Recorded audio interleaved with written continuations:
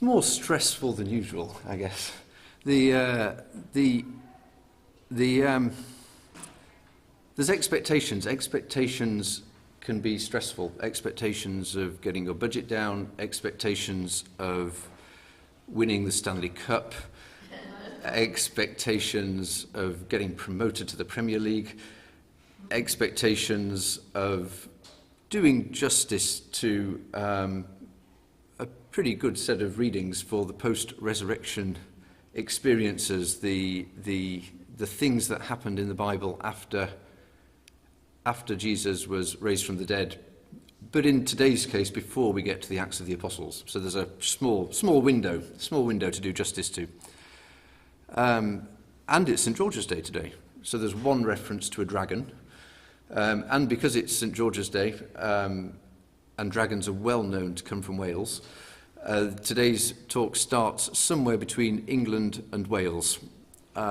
Because this Sunday, Low Sunday, as it's known, is always, since 60 years now, the Hereford ringing course, the Hereford bell ringing course.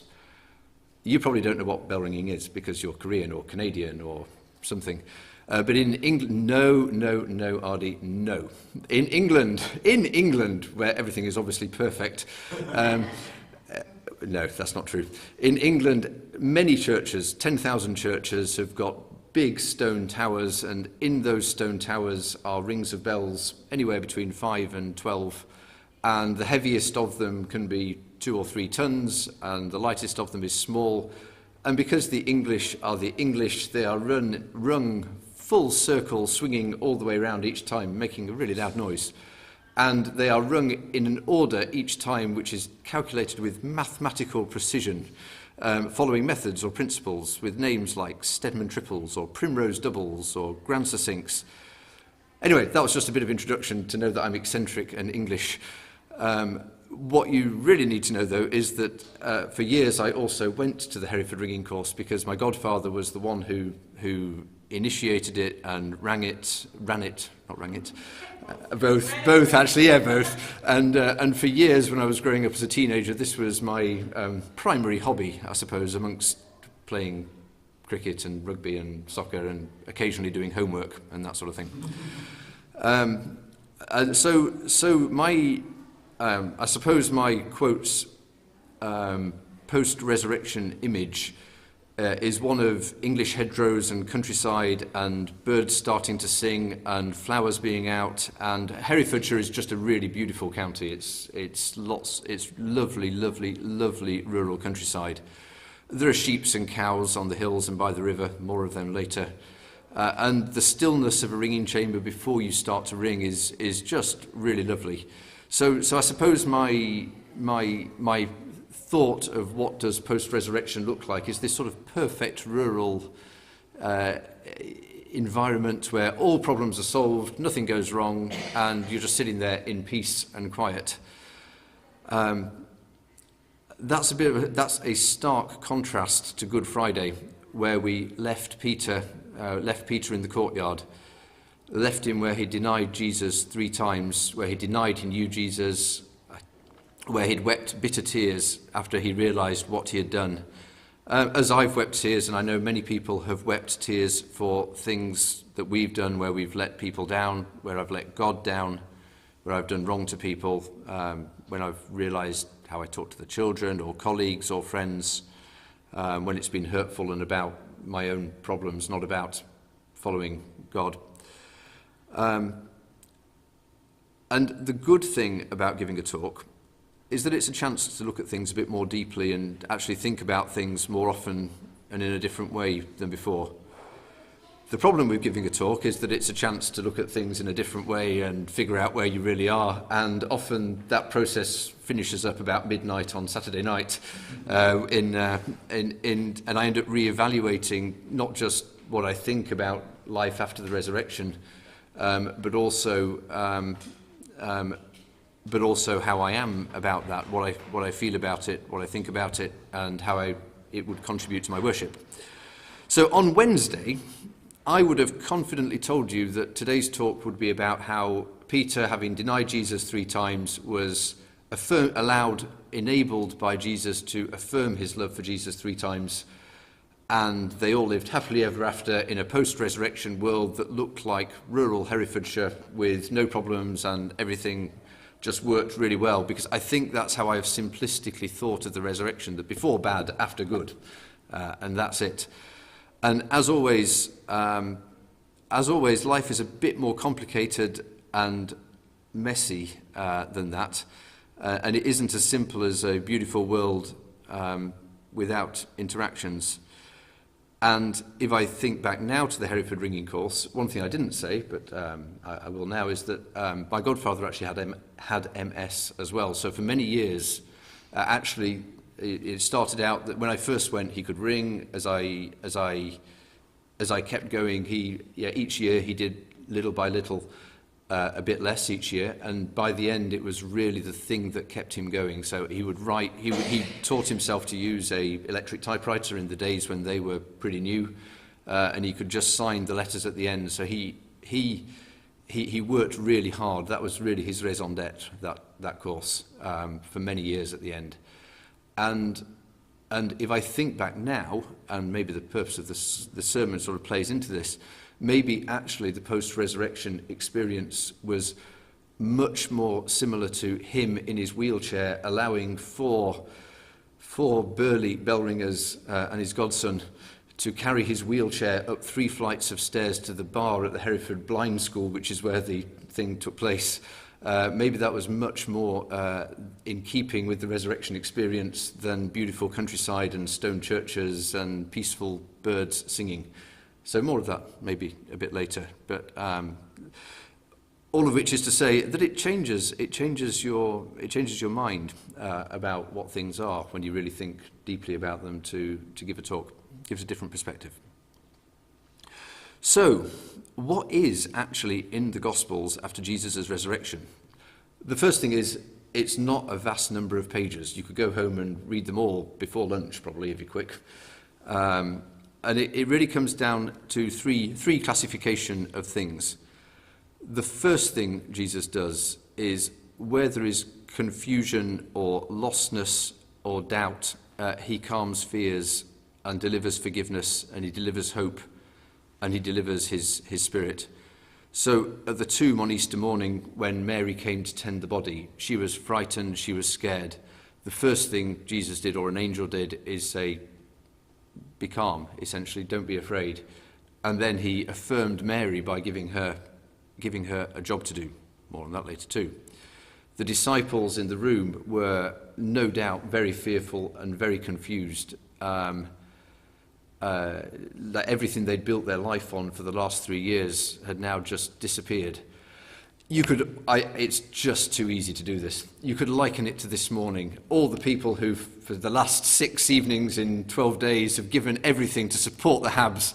Now, what are they going to do? What will they do on Monday night? It's sort of a similar thing in some ways, that you've built your life around something, then it disappears, except the resurrection doesn't reoccur every year, unlike the Habs going out of the Stanley Cup, in my experience. Anyway, sorry. No more hockey, honest. So the disciples are upstairs, and of course Jesus comes in, and his first words are, "Peace be with you." He calms. At the place where they're most fearful, most insecure, most worried, he comes and he stills that storm, the storm of our insecurities and fears. Literally, in fact, actually breathes spirit into them, breathes life into them. So that's the first thing. He calms, and he heals the insecurities. The second thing is that he opens our eyes, the disciples' eyes, to who he really is. Not for the first time if you read the Gospels. This is a recurring theme, that every time he talks to the disciples, every time he teaches them something new, they go round that whole circle of who is Jesus.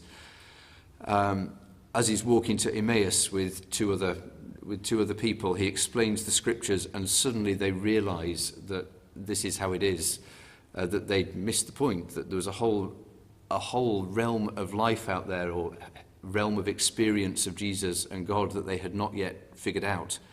Like when you look at a TED talk on YouTube and suddenly realise that there's a whole world out there that you didn't know about, either because it was too hard and now somebody has explained it to you, or because there's just somebody who is really gifted at explaining what they're passionate about and what they love and making it resonate with you and making you understand it in a new way.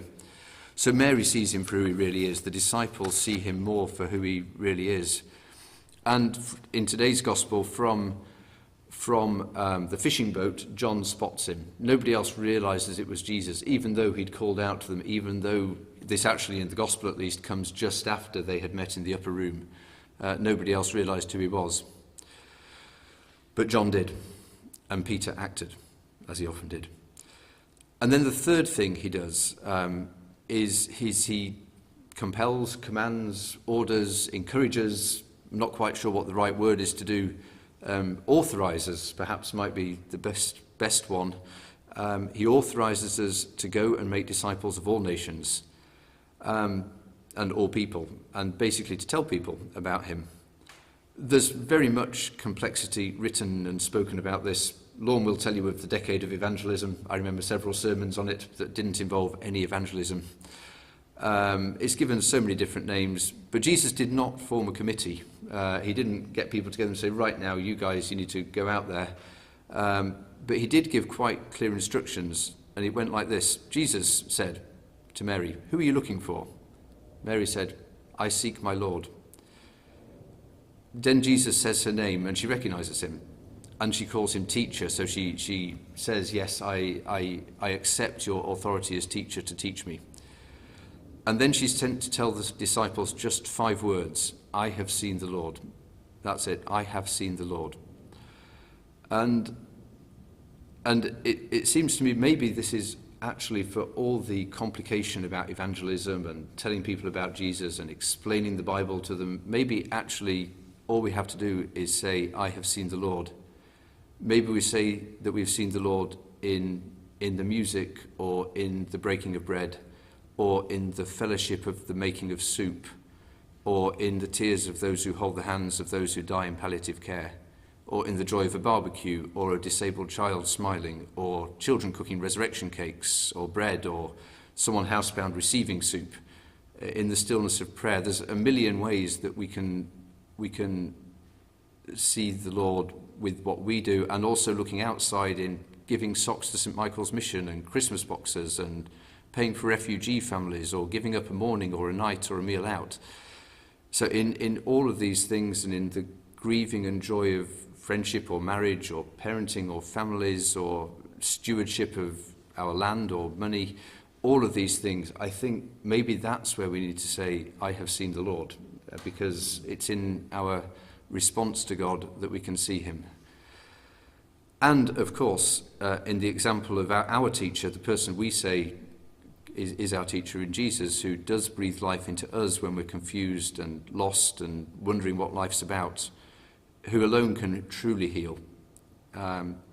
So those are the 3 things that Jesus tells us after he's risen from the dead. He calms our fears, he shows us who he really is, and he tells us, go and make disciples of all nations. So then there's Peter. Because if you remember, I left him having denied Jesus, and it would be unfair to leave him there.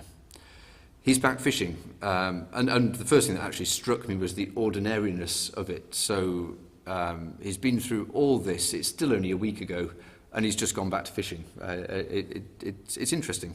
Not quite sure why, but it's interesting. So it's Peter who leaps into the water. If you've ever seen Marie greet someone who comes into church who she hasn't seen for a couple of years, that's the impression I have of Peter running through the water to go and see Jesus. So then they ate a meal together, and maybe Peter had actually forgotten his denial, or buried it, or maybe this would be more human in my opinion, maybe he was hoping that Jesus had forgotten it, because maybe he was, oh no, there's a hockey reference. I said no more hockey references, it's too painful. But maybe he was hoping Jesus had forgotten, like when you haven't done your homework and you're just hoping the teacher says, oh yeah, hand it in next week instead, and it's all okay. But Jesus hadn't forgotten. He asked him 3 times, once for each of the denials, and Peter, of course, was hurt at the end, because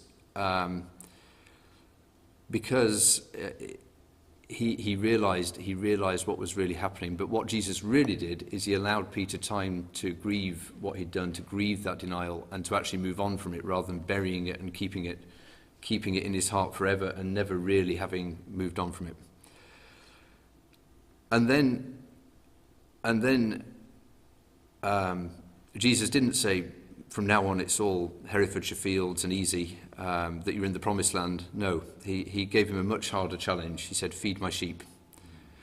According to the internet, by the way, the feed my sheep and the feed my lambs is likely a typo, and it doesn't really matter, just so you know. Apparently one small bit of letter difference in the original. There you go. I haven't worked with sheep, but I do know from personal experience of working several years on a dairy farm that the farmer did know all of his cows very, very well, and that they knew him. He knew which ones would kick him. He knew which ones would be the first home for milking. He knew which ones would be at the back of the queue, who were good milkers, who were not. And I think this is the first step to, after committing to loving God, the next step to feeding the sheep is to know the sheep. To know who wants soup, to know who will be fed in the making of soup, and to know when the smile hides tears and ask a gentle question. And of course, Peter would have known Jesus' words of, I am the good shepherd. He would have known, because he lived in Palestine in biblical times, he would have known that shepherds lie down across the one entrance into the sheep pen to protect them from wolves and dangerous animals. He would have known that shepherds often had to climb into ravines and go into thorn bushes and just generally put themselves about to save their sheep. And actually the next bit of John 21 foretells that Peter actually would end up following Jesus to the cross because he was doing that. So he was actually asked to do that. And he would have known, as actually would anyone who's ever been anywhere near a sheep, that sheep are, to be honest, not very bright. We run all over the place. We get lost, we make mistakes, we need gathering and collecting. Otherwise we would, if you've ever seen sheep in a field, they will go in every direction without a sheepdog and a shepherd to collect them up. And that's why Jesus reminds Peter to love him and feed his sheep, because without really focusing on the love of God, although it's obviously correct to love the sheep and to love our fellow sheep, if that's all there is, it runs out, because sheep are just too frustrating. There has to be a love of God that sustains and drives the whole thing. So where that leaves us after Easter, like Peter, who was a fisherman, like Mary, who was a prostitute, like the other disciples who were just ordinary people, selected by Jesus as ordinary people, we are ordinary, confused people, sheep running all over the place, getting lost, trying to work out who Jesus is, what he means to us, trying to feed sheep. So Jesus met them in their biggest fears and insecurities and denials, and he calmed their storm. And he will do that to us too if we let him. He opened their eyes to who he really was in the breaking of bread, in eating fish, in putting Thomas's hand in his side, in explaining the scriptures to them, and how the scriptures pointed to him. And he will do that too for us if we let him, if we ask him to into our lives, if we unlock the locked rooms, if we affirm our love for him. And it takes courage, it takes real courage to do this and to keep doing this, to name the dragons that we have and slay them. And when we've done all that, he asks that we feed his sheep. So in doing that, I pray that we'll be able to say, I have seen the Lord, not in fields and blossom and churches, beautiful though they are, God's creation though they are, but in acts of love and kindness and gentleness and holiness and joy that we see and do every day, as we ordinary people, sinners just like Peter and Mary were, commit to love the Lord and feed his sheep, because in the end, that's what matters. Amen. Amen. Let's sing and then pray. That's right.